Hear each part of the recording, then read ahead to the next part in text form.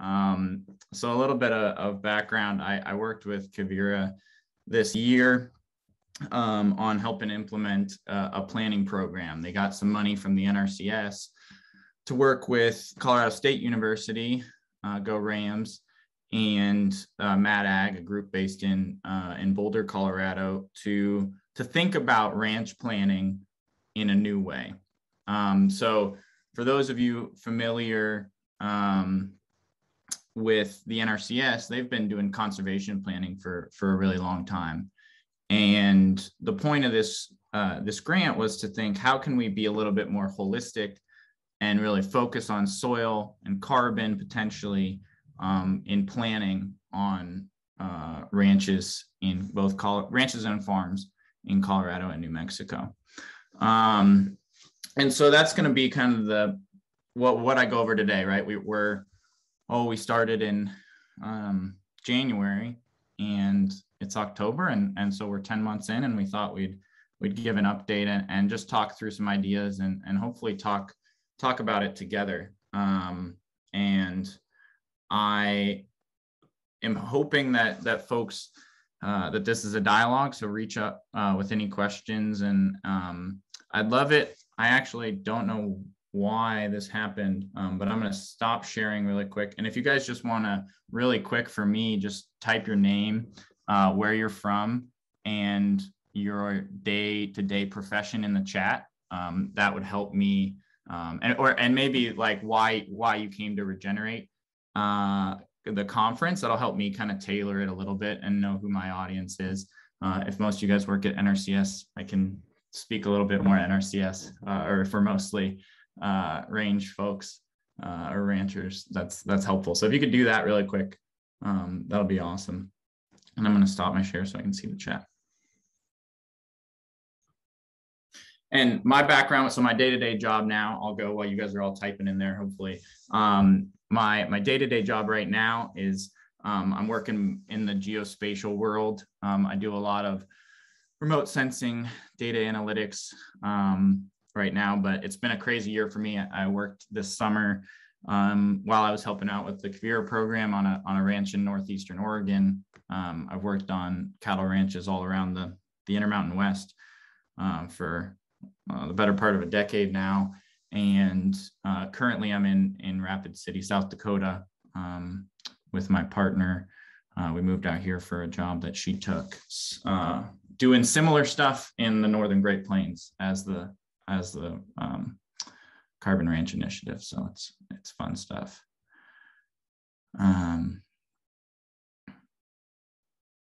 Cool, some land trusts, CSU extension.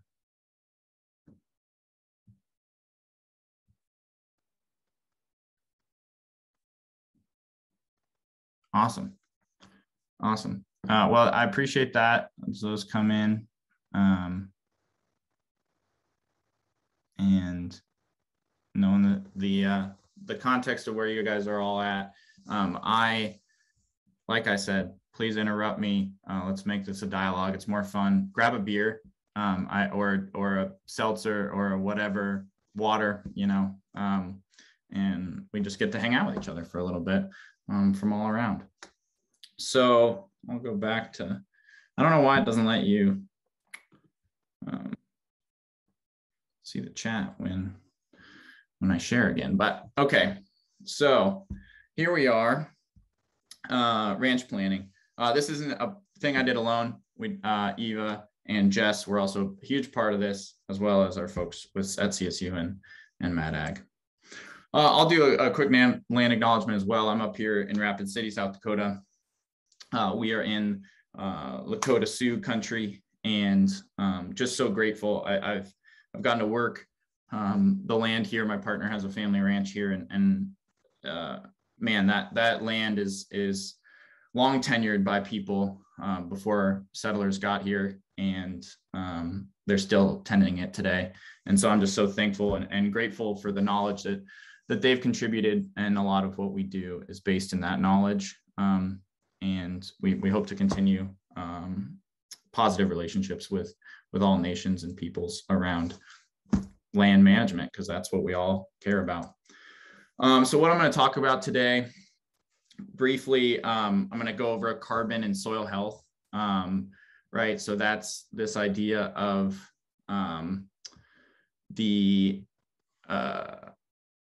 oh, Susan. Yeah, I actually did figure out my chat now that I got my two screens set up.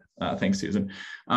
So carbon and soil health, we'll do that first. And then I'm going to talk a little bit about why should we plan? What does that do for us? How does that help us? We'll talk about some of the tools we used this year. And then I hope to have a conversation with you guys. I think there's a lot of knowledge in this Zoom room. And so, what other tools might help this process. And then I'll talk about what we did, kind of our process and some key takeaways. So I like to do this just so I don't forget if I die halfway through it, God forbid, or the dog just distracts me too much. This is what I want you to leave with, right? That carbon isn't going to save the beef industry.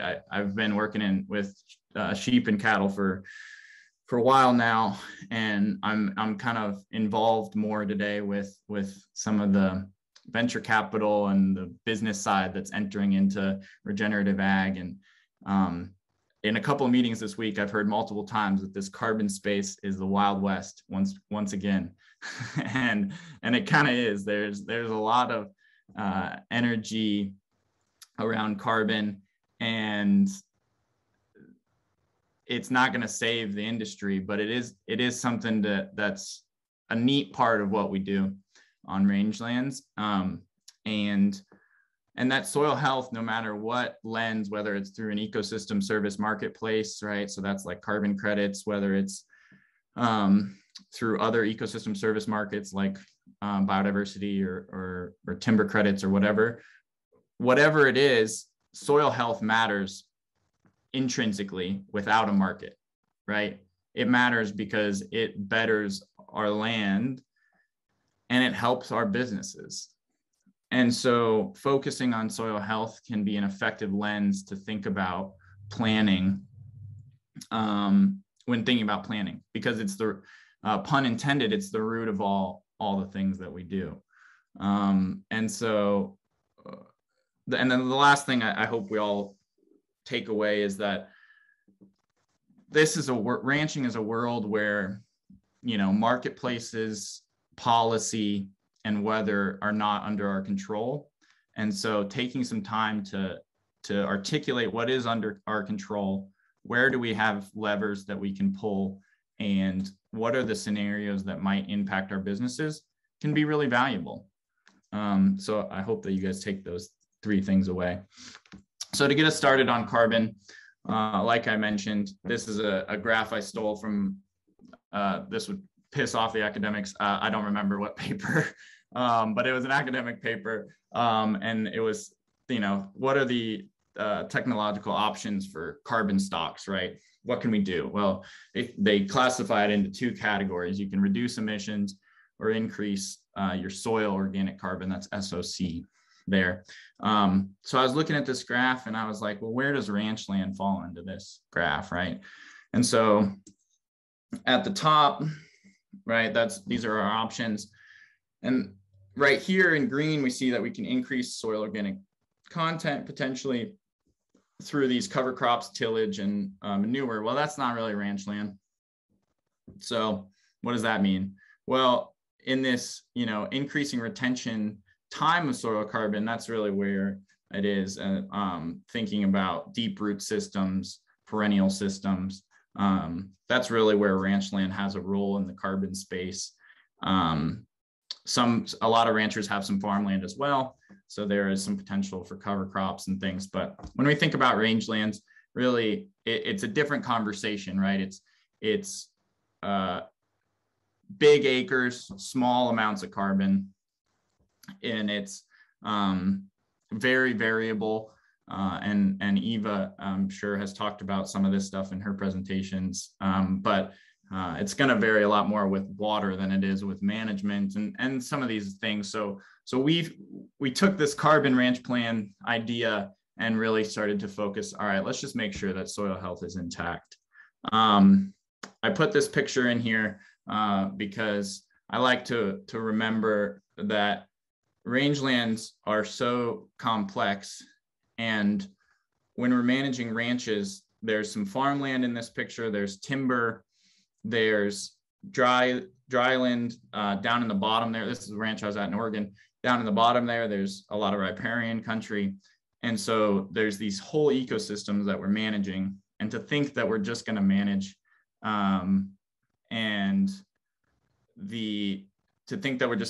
it from a carbon lens is just kind of naive to all the intricacies and nuance that take place on land.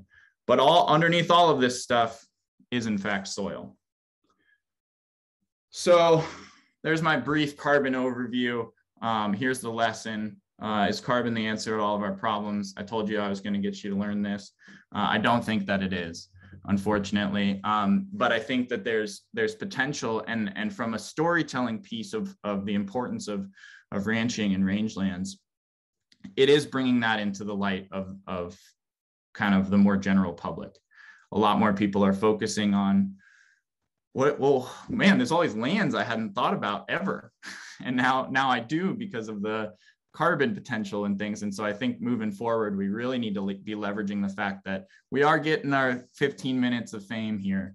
And it might not last, but how can we use that to tell the story of all the other beautiful things that happen on the ranches around the West?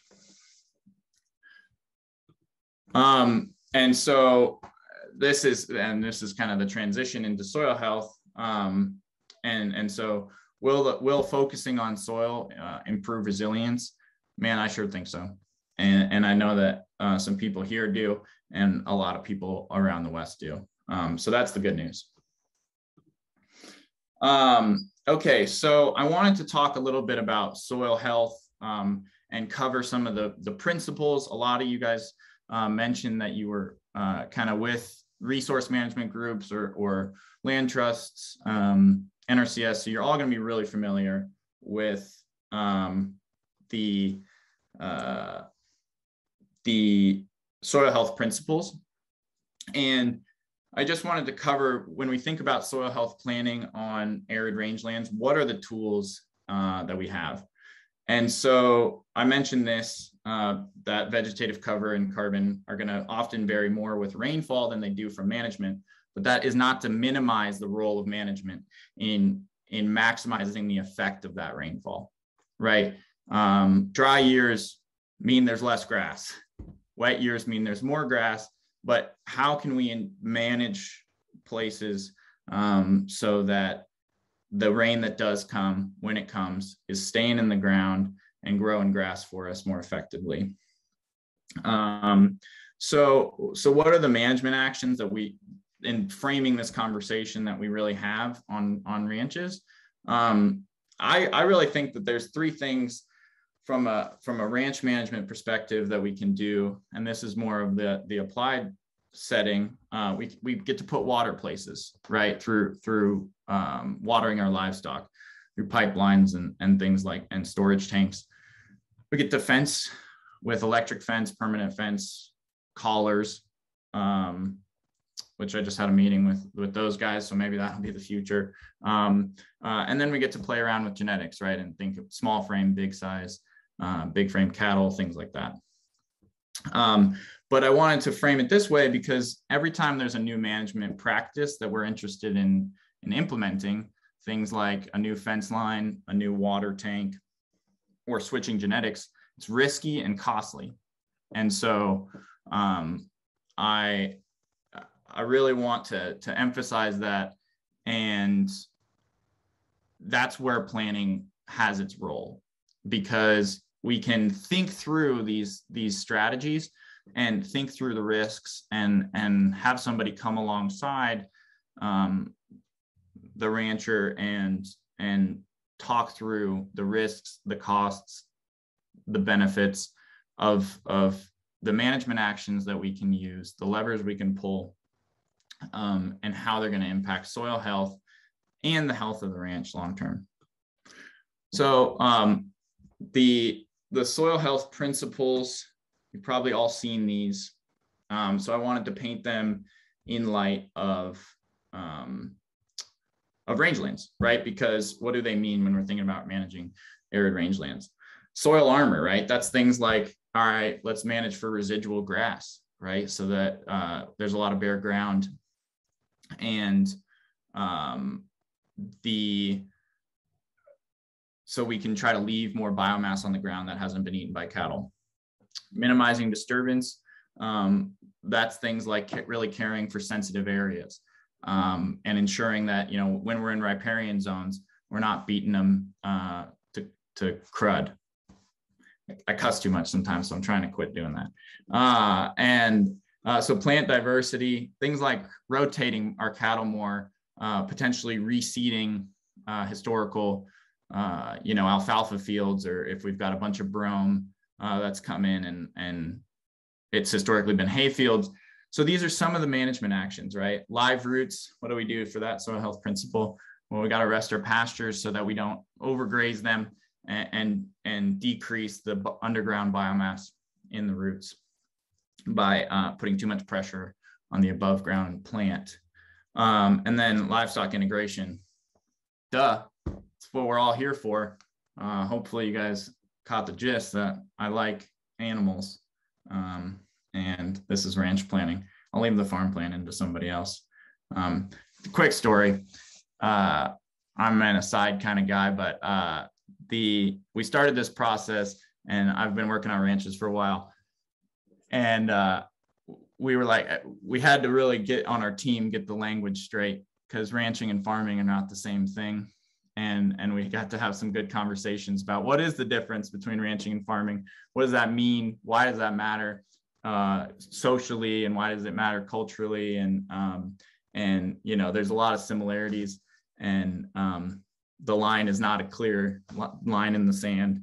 But it was a fun conversation we got to have as a team of what does it mean to ranch. That was an aside that I didn't think I was going to cover in this here presentation. Okay, so so we're on the ranch, we're managing all this stuff, and the reason I think soil health planning is really neat is because it's about managing all of the organisms. So I put this slide in here that I thought, or this picture that I thought was pretty cool. You know, a hectare of soil contains 15 tons of organisms inside the soil if it's properly managed. So that's 20 cows in a hectare.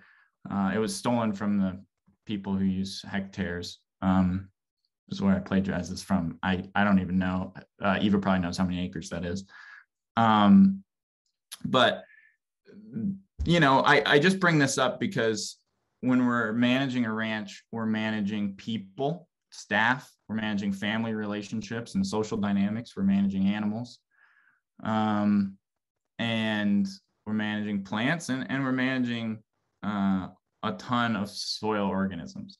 And so what this lens of soil health planning is doing is it's saying, let's focus on all the organisms that we're managing, including the biology in the soil.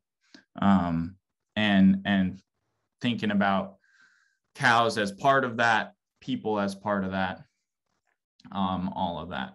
Okay, there we go, 2.5 acres. So there we go. So all this before we jump into the meat of it, why plan? And I've got some ideas, and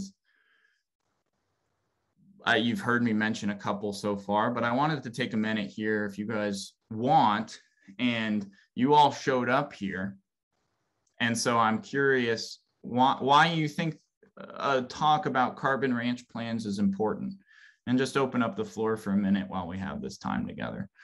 So anyway, I just want to ask that question to you guys. Why do you think planning is important, and planning from a carbon or a soil health lens might be important for ranches in the West?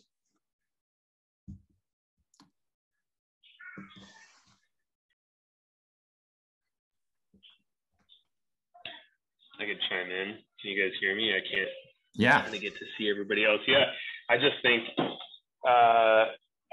there's always something that's more important, you know, like there's always the emergency that's happening today. We're always working on the latest problem, the next thing that someone brought in broken, or the next sick thing, whatever. And you got to have those goals, and you got to have a long-term plan so that you know what to work on in between all the disasters, right? Otherwise you're not making progress. Yeah, that's great. Hey guys.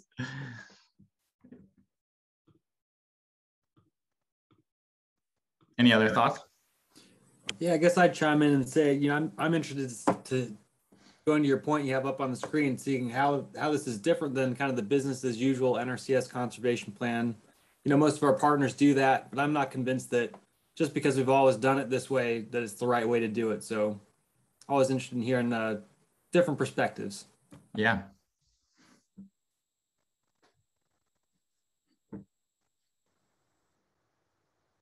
Any other thoughts?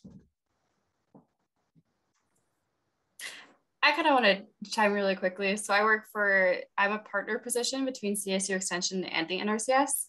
And a part of that is we are really trying to discuss how to best create good conservation, good planning, and all the different aspects that do need to go into that.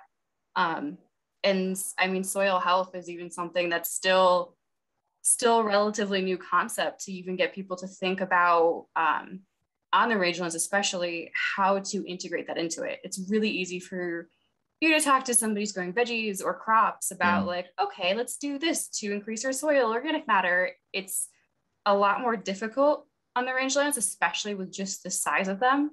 A lot of guys are just like, all right, they go on the back 40 for 3 months. We'll check on them later.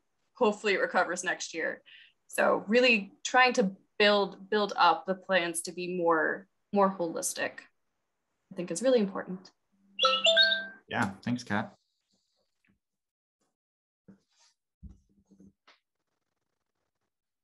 Any other thoughts? There was a message to keep the land for future generations, so really future focus. Yeah, succession planning. I mean, I think there is some seminars I saw from on succession planning here this week, but it's definitely important. Well, I would say that good soil health is the foundation for everything that we're trying to do in ranching. I mean, improving our rangelands, improving the production, it's the foundation, so that we got to have a solid foundation. Yeah,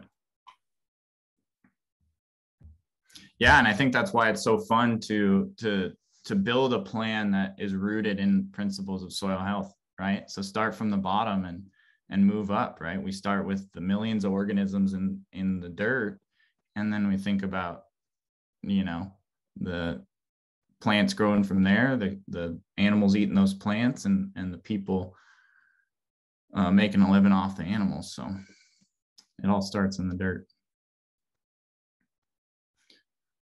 Cool. Well, I'll move us along here. I think you guys touched on it all perfectly. The last thing that I've been thinking about is, so I'm an agricultural economist, right? That's my background, and even knows this. I bring up budgets and enterprises and the money and that side of it a lot, because ranches as businesses is really important to me, and I think it's important to the ranches that it's not forgotten that these are livelihoods and these are businesses. And I've recently, in the last couple months, taken this with this new job I have, a soiree into kind of the more corporate world, and I've never been there before, but all of those people reach out to management consultants all the time, right? And these are really big companies, and they're acknowledging that they might have a blind spot that they can't see from the inside. And so they pay, there's this whole industry, it's crazy, of ton of money to pay these consultants to come in And a lot of times, you know, they might be full of BS or whatever, but to have somebody come alongside you while you're trying to make a plan,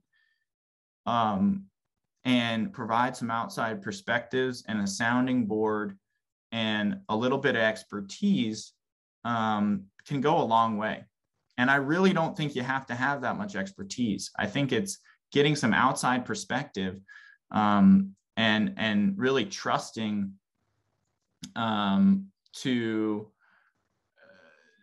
trusting that I'm going to let somebody see my closet, see that room in my house that I don't want anybody to see, and then let's clean it up. You know, let's open the garage and get it organized and work through it.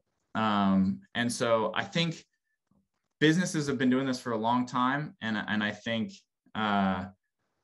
it's going to be exciting the more that we acknowledge that ranches are businesses, and a little outside help can go a long way.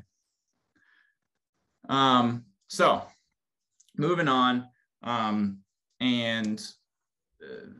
with the tools that we used this year, and again, this one's kind of a discussion slide as well, and I'll go over these briefly in the next couple slides, but we used a thing called a SWOT analysis. That was a really great tool, and we've got a workshop, I think, online that you can go watch about SWOT, and I'll cover it really briefly. We use tools like enterprise analysis, just mapping, right? Getting good maps together around ranch lands. We mentioned that it's huge acreages, and so making sure we know our pastures and we can share that information in easy formats for folks to that are making conservation plans or whatever. Some monitoring tools in our toolbox, and then relationships and social capital, right? You guys are all here and understand the importance of learning from each other. So I'm going to go through each of these tools really quickly. Enterprise analysis, for those of you who aren't familiar, this is analyzing the contribution of an enterprise to the objective of the business.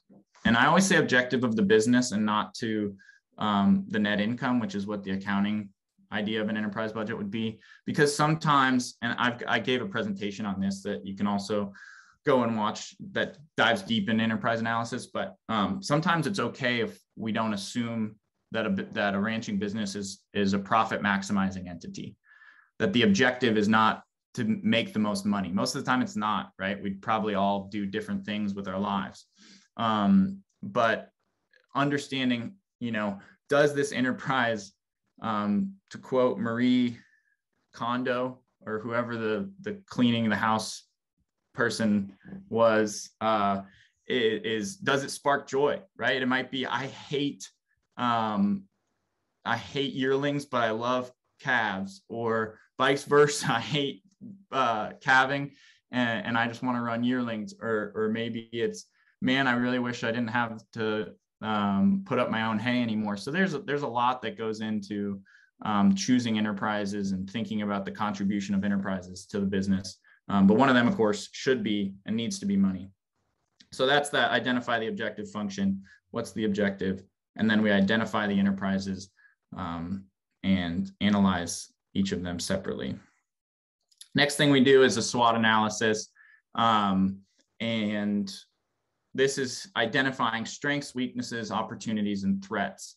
And I stole this from Mad Ag. This is their framework of kind of what a ranch is, or a farm. And we've got the steward, the decision makers in the middle. And then we have all of these different layers. And so we gave this SWOT workshop on just thinking about how can we do a SWOT analysis for me? What are my strengths, weaknesses, opportunities, and threats as a land manager? But then, you know, can I do that analysis for my soil? Can I do it for the water quality or the water access I have? Can I do it for my community and what access I have, you know, in my town that I'm in? Might there be some strengths, weaknesses, or opportunities or threats? So it's a really nice tool to just lay some of this stuff out. It's a simple one and really useful. I mentioned mapping. And I'll come back to mapping in a minute, but I think it's really important. I'm a GIS guy, geographic information systems. I love maps. My team got to put up with me in all my mapping endeavors, but I think it lets us see these rangelands in context, and they're so big. And so we can use this data that's out there and build maps that let us manage better. And I think it's an important part of planning. And I think that importantly, so to compare it to the NRCS efforts, NRCS, right, they'll have your farm track number is what they call it, right? It's through the FSA actually. And but they keep that in-house. And so one thing that I really am passionate about is how do we get kind of literacy around map data and thinking, what are the file formats that are useful to get me enrolled into some of these programs, or how can I portray my map information in a way that protects my privacy if that's something I want, but also helps me tell the story of my ranch. And so that's something that we thought was important to work with our partner Plannee Ranch Plans, the ranchers that we're working with, to think through maps and things like infrastructure and how can we toggle on layers on and off to plan out some of this stuff. And I'm not monitoring the chat, Eva, so if there's anything that comes up there, just like yell at me or whatever. Monitoring was another tool. This was really Eva's house. I was in Oregon, so or Wyoming or South Dakota, so I wasn't part of the monitoring too much. But another really important tool, and we can do a whole workshop just on that. But there's a lot of great tools in that toolbox. Clipping and weigh-in and vegetative surveys, soil health analysis, and yeah, happy to take once I finish. We can have some dialogue around monitoring protocols. I'm gonna aggregate stability. There you go. So we can talk about that at the end.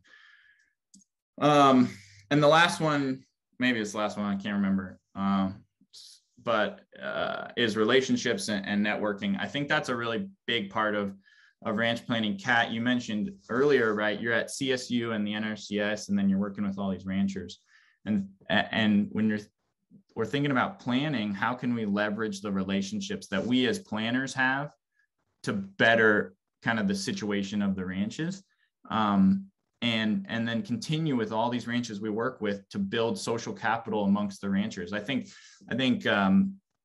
ranching for profit has been pretty foundational to a lot of my knowledge in this world. And they did such a good job with their executive link board of saying, let's get people together to learn from each other, and just have community in this. And I think if there's one thing that planners can do is facilitate effective community amongst ranches and farms that are interested in regenerative agriculture, because as we all know, if you've ever been in this world, it can be pretty lonely when all your neighbors think that you're an idiot and that you're doing things that don't make any sense.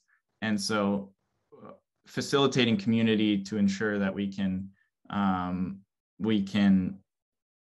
support our ranch partners and help connect them to markets, connect them to other folks doing similar things, I think is honestly probably one of the most important parts of it all. That was a lot of talking, so I just randomly put in ranch pictures that I like that I've taken over the years. So here's some sheep butts, on an early morning move in Idaho. I guess I'll stop there. Any questions before I jump into kind of what our plans had in them? All right, some cute dogs. All right, so this is kind of our table of contents of one of our plans. And I thought I would just throw that in here so you can kind of see a couple of key things. One, it was 13 pages. I've seen some ranch plans that are like 100 pages. I don't read 100-page documents very often. And so I think brevity is important. I think we'll go through some of these contents, things that we thought were important. And then acknowledging that all of these plans look different, and they should. And if you just follow the same format, right? If you've seen an NRCS conservation plan template, it's just the same format. But man, I don't know if you guys have hung out in different states or even driven around the same state and seen the variability in what ranchers are facing, what their opportunities are, what the resource that they're working with is like. And so accounting for that, I think, is really cool in a planning framework, and not being too prescriptive of how the plans look, but also acknowledging that you can't redesign, you can't create a new process every time you have to do a new plan, right? There has to be some structure to it. Otherwise, it's just really inefficient. So those are all things going through our brain when we're designing the program, and things I think it's good to think about. So now I'm going to kind of go through what our process is, and how we got to get a final plan, and talked about some of the tools we use. And this is kind of more of the process-based thing, and we'll bring it all together at the end. But then these next couple of slides are all going to be about gathering context, right? Learning, listening, asking questions from the ranchers or farmers that you're working with. And or if you're a farmer or rancher yourself, doing this personally. And so the first thing I think is visioning, right? We want to learn where folks are going and what they want. And so things like identifying some core values, and importantly, I think there's decision makers on all these ranches, and then there's the ranch entity. And we really want to do this for the ranch entity, while acknowledging that that's comprised of individuals, right? So what are the values of the ranch? Not necessarily, the manager, but the ranch itself, which might be completely reflective of the manager. It just depends on the operation. And then what does like the dream farmer ranch look like? So things like that, I think vision is really important. And then once we have that kind of broader vision, which is a little harder to grasp, right? It's a little less tangible, but it's important, I think. Then we can go into identify the objective of the ranch, right? What are these mission statements type thing? And I put needs and goals here because we want to think through what are the needs of a ranch in the short term, long term, and medium term. And then what are the goals? And those might be different. The needs might be, I need to make a living for myself here. And that's important to acknowledge. Or I need to pay off my bank note in the next year, or things like that. We got to understand what those needs are. And then what are the goals? I want to have 3 weeks of vacation every year. I want to leave 1,000 pounds per acre of residual biomass every year. And so those are, we want to think about what are the needs, what do I need to accomplish right now, and then what are the goals, and work through that together. That's a collaborative process that I think the planner can help facilitate with the planee, and is pretty iterative. But it's important to articulate that stuff. I don't know how many times I think I forget who mentioned this, but when you get caught in the day-to-day, it's so easy to forget what the goals are. What were my profit goals this year? What were my soil health metric goals this year? Things like that. Or in the next 5 years, how do I ensure that I'm working towards those goals? And so that's kind of this process with the rancher farm, and then using all that to inform the mission, right? And really defining the mission of the business entity. Next thing I think is important, and this is really where I've been focusing some of my time lately, is gathering some of the public data for the ranch. I think this is important for the rancher themselves, or to help or to facilitate that process as the planner. And I actually have some links, and if you guys are interested in this stuff, please do reach out afterwards. But I'm just going to drop these links in the chat of tools that it might be worth knowing about. One's a shameless plug for a tool I created with CSU Extension, but just gathering, web soil survey data, rangelands.app, some climate data, things like that can be helpful context to gather for the ranch. Yeah, again, public data, so weather, thinking about drought history, thinking about climate models and forecasting what might happen for temperature changes under some of these climate models moving forward, and just harnessing some of the power of these great tools that are out there. And I think one of the roles of the planner is to kind of be a librarian of sorts. There's a million tools out there. And so I think a good planner can help distill the effective ones for the benefit of the producer. Can I break in here? Because that's like, that last figure is something I care so much about, is like, one thing that we really try to convey to all of our plan partners is that things that have worked for hundreds of years, if people have been on the land for generations, and then suddenly it's this new generation and what's been working forever hasn't been working. This is one way to talk about that, is that the context around you is changing.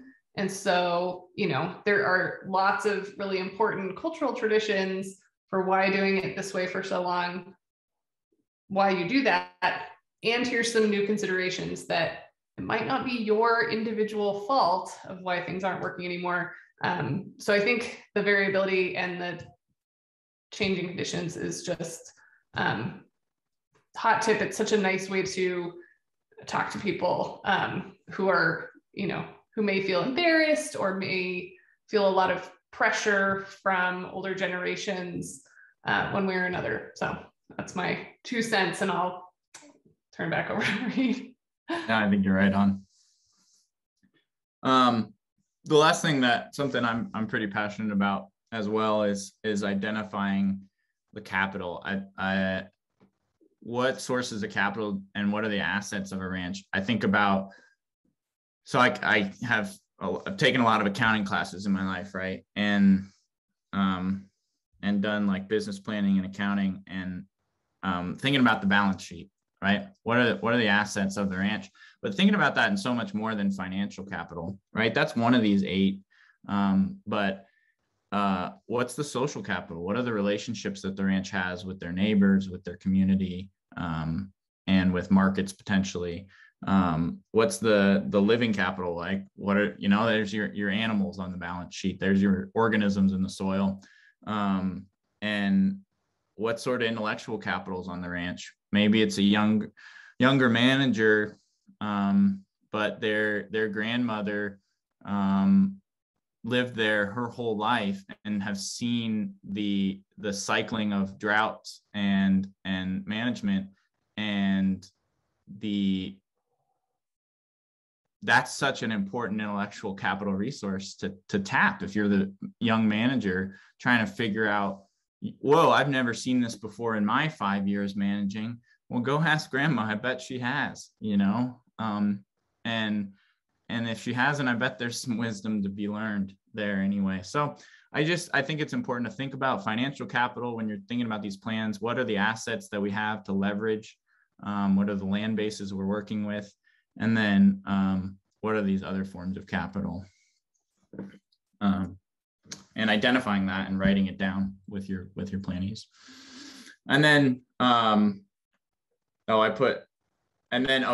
so this is the last piece maybe of context is, what are the current operating enterprises? We talked on this of like enterprise analysis is one of our tools, but we want to identify what businesses are at play here currently. And so that's things like the feeder steers, the alfalfa business, maybe you have an agritourism business. They're all kind of housed under the same LLC or the same business, but they're these different enterprises, and we just want to name them. Continuing to gather context on the ranch, what are the resource concerns? And maybe this is integrated with some of the mapping tools, right? We're labeling locations on the ranch where we think we can do a little better. There's even the best managed ranches in the world have room for improvement on places. And so identifying them with the humility and understanding that nobody manages a ranch perfectly, and that is fine. And that is not the expectation of anybody. But working together to try to figure out what are my resource concerns. Is there a riparian area that I really would like to do some work on and improve? And then once we name that, we get that all written out, then we know, hey, I've got some free time or I've got some money. Maybe I can go start doing some willow planting on that riparian area. Or I know this corner of the pasture gets beat every year because snowstorms push them into that corner and they just beat it down when it's muddy in those early or late storms, something like that. And so it's like, I know that that's happening. And once I write it down and I think about it and I have a plan about it, I might be able to address some of those resource concerns.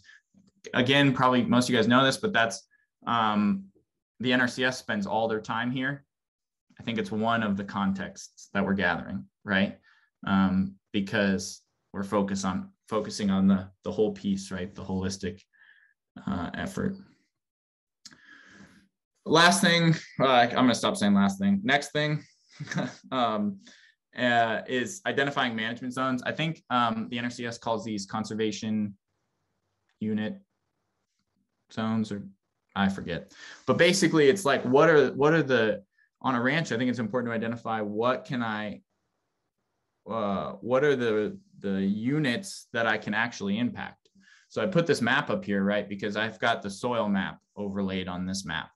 So if I wanted to say in this upper left-hand corner of the American Creek pasture where it's yellow there, say I wanted to do something to manage that zone better. Well, the way it's laid out in my current system, I can't really do that because I'm not doing any sort of electric fencing. I'm not only riding up there like once every couple weeks, and I put some salt blocks or whatever, but it's not working that well. So it's not really, I can't manage at that resolution. I can't manage at that scale. And so being really conscientious about what are our management units and do we need to make them smaller in order to manage our land better, or do we have too many where we're not being effective stewards, and thinking about what is the management unit I have. And I think this really goes into some of our conversations we've had this year around temporary fencing and how that can be a tool, rangeland riding, things like that. All right, we're almost there. You guys are doing great. I appreciate you hanging in with me. And now we got to identify all of this, this context we've gathered. We have to move forward and figure out a plan, right? As a planning talk. Geez, Reid, you're just talking about context the whole time and tools. What's the plan? But you got to start with the context, especially if we're going to come in from the outside and try to understand these complex systems. And so I'm not going to give any sort of prescriptive nature of how paths forward should be identified, but that's really a collaborative effort between the stakeholders of the ranch, the planner, and the environment, really, and with all of the situation.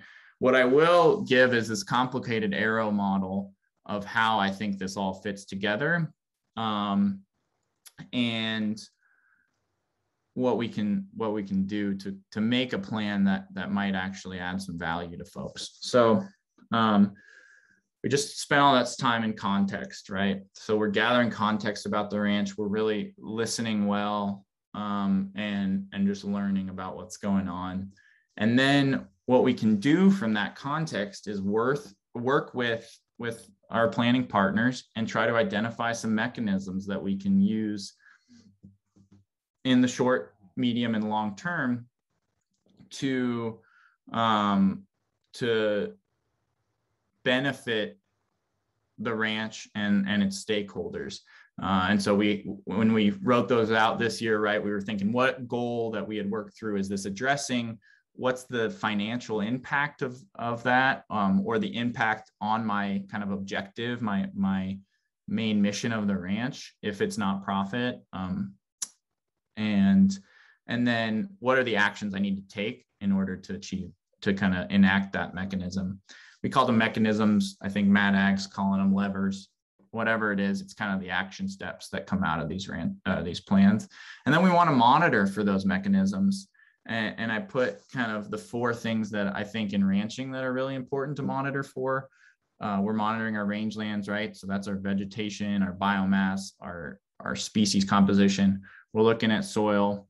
And then we're thinking about the ecosystem as a whole, right? We're monitoring for how are all of these organisms that are under my control, from the soil to the animal to the employees, are they happy? And how can I monitor for that kind of in that more holistic way? And then of course, business monitoring is important. That's always my bend. It's none of it matters if the bank account is empty. So we want to make sure that we're also managing our businesses effectively and reaching out for help where needed in that. So, and then I think it's important, I just wanted to add this in here, that there are things outside of our control, and we want to monitor those. We want to watch for them and know that they're there. And that's all we can do, right, in this world. So last couple things in this presentation, I wanted to put together, just after our year's effort, what I think some skills are associated to being an effective planner. These 3 are the most important. You can forget the rest, but remember these 3. I think these are core values of mine, and ways I think we can just approach the world and all just be a little nicer to each other and have a little bit better time with each other, is through empathy, humility, and curiosity, right? If you're the planner, if you're coming onto somebody's property, you're asking to learn about their business and help them. I really think we've got to have empathy, humility, and curiosity. Another skill to being an effective planner, I think, is how can we summarize these really complex systems effectively and tell a story. More and more, I'm thinking that all of life is just how can we tell the story well. So I do think that's an important part of this.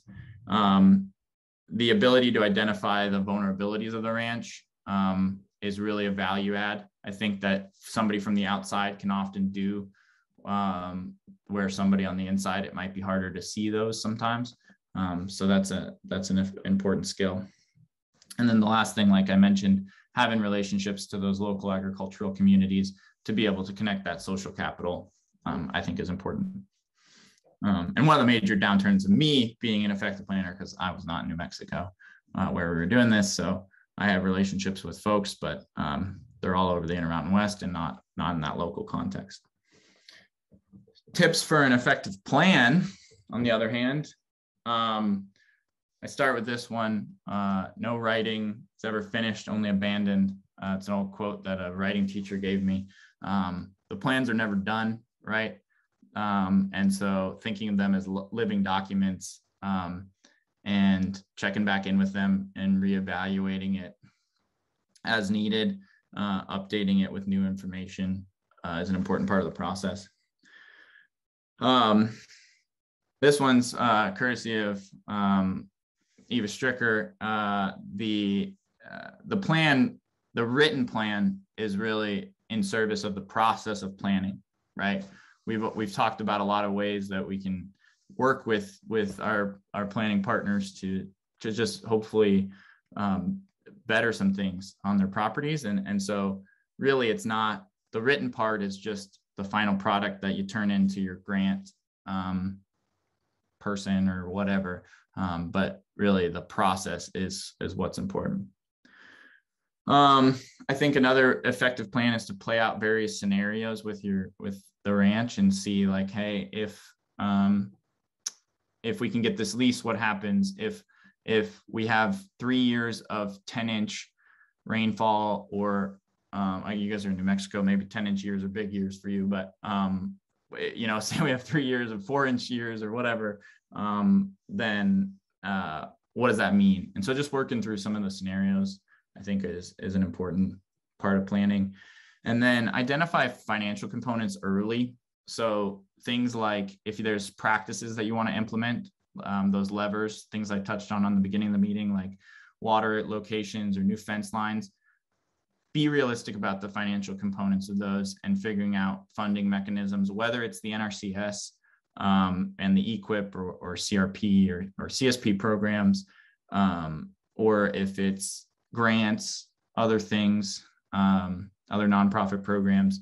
Identify that early so that you know what's available and what the opportunities are.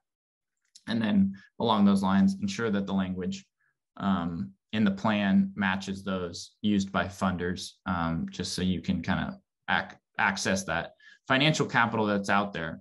I started to talk this way, but there's so many people interested in ensuring the health of our rangelands right now through the carbon lens.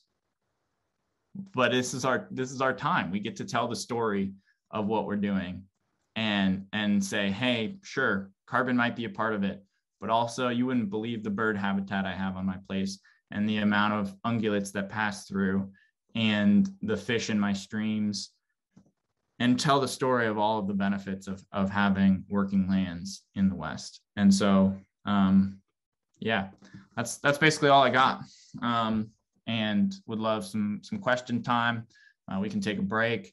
Y'all can tell me to shut up and we can go about our evenings, whatever works. So thank you.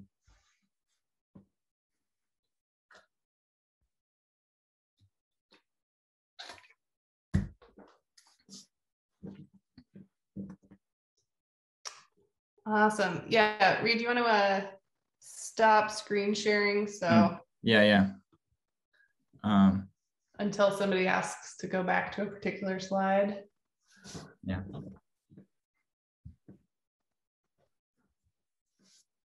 Awesome. I think one thing that was really fun about this process for the last year was we were working with Mad Ag and they were also developing their planning program. And we just kept sort of, we met regularly, but it was, sort of every 2 weeks or something. And we would have these meetings and we'd be like, oh man, we figured out this whole thing and this really worked. And they go, hey, we were thinking the exact same thing. So there's these principles that just sort of would arise spontaneously through this process of when you have people really thinking deeply about how this can be an effective process. These similar themes and even the order that we ended up doing things kept being in similar orders. It was kind of cool. So, and then that said, of course, there's things we would do differently when we do it all again. So, but.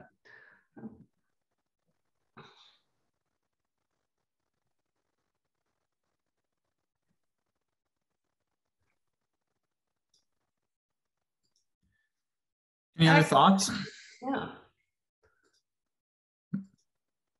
Yeah, feeling refreshed. Nice. Good. Yeah, I like this because it's a hopeful thing we can do in land management. We don't have to keep doing things that aren't working. It's pretty empowering for us, and then for the land stewards also. Yeah.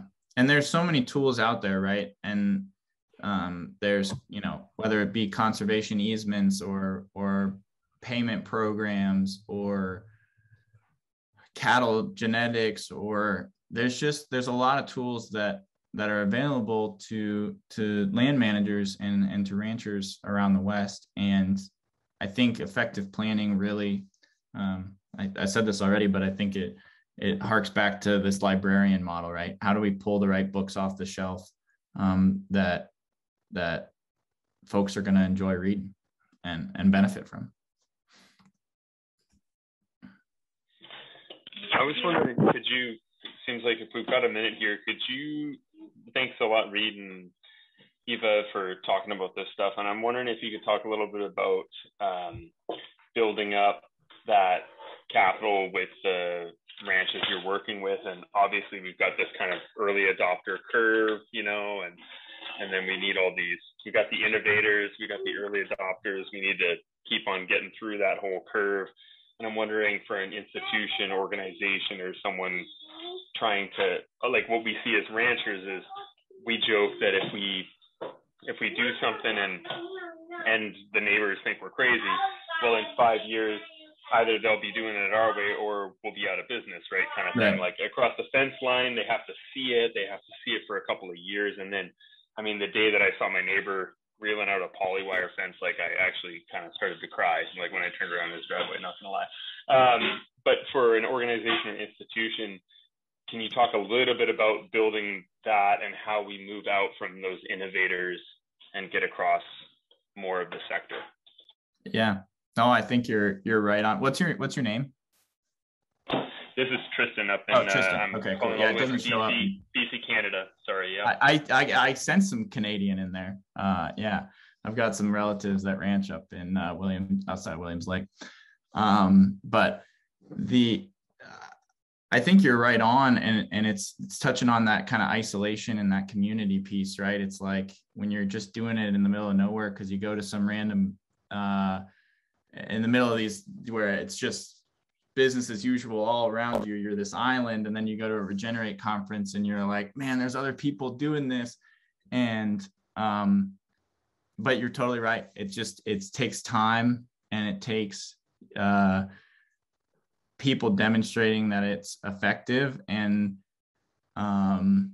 ensuring, like, I think this is true for the ranching thing too, and ensuring that we're kind of valuing that there isn't one solution that fits everybody. Polywire might not be an effective solution for every situation. And so, but if we have some like empathy and curiosity to ask the questions and approach our neighbors and our friends with an explanation of why it worked for us and why it worked for the ranches that are in the Quivira network and that sort of stuff. I think that's where we can really build some of the momentum, but it's a slow process. Behavior change is a hard thing, and it's risky. And so it's easier to just ride the ship till it doesn't work anymore a lot of the time, So yeah, I guess not the greatest answer, but just time and little empathy, I guess. I don't know. and dinners. I saw somebody in the chat, have people over for dinner. I think that's never to be underestimated.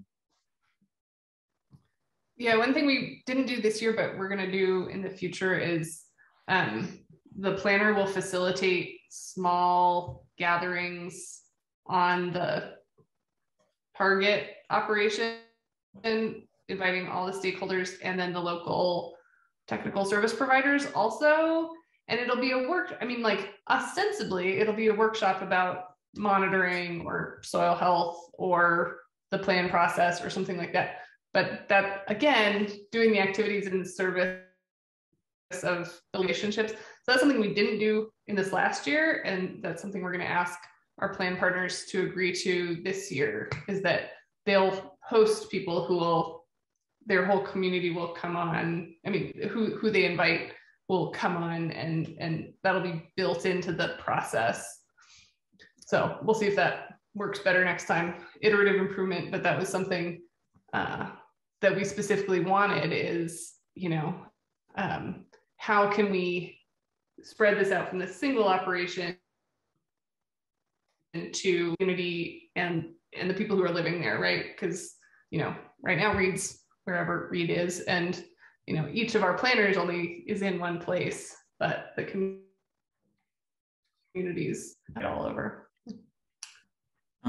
Lauren, yeah, to speak to your question on the demand for this, if I'm being honest, I think it's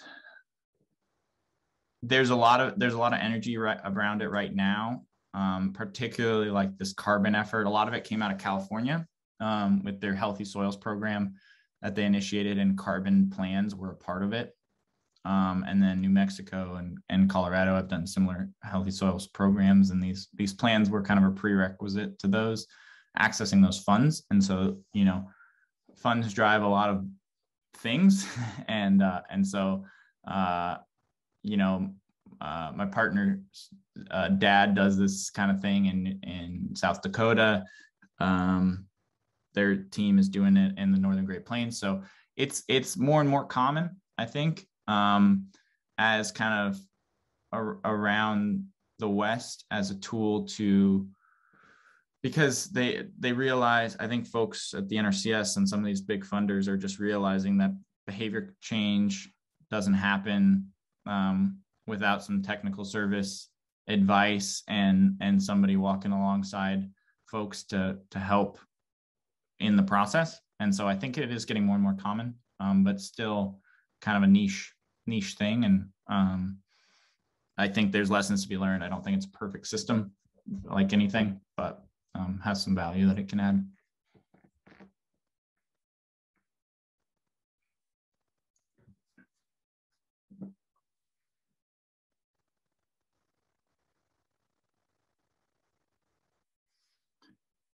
Thanks, Tristan.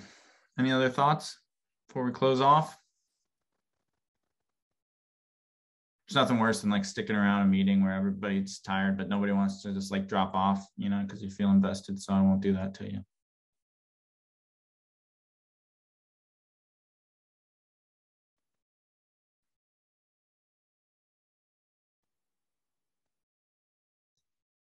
Yeah, lots of things in the chat. That's awesome. Yeah.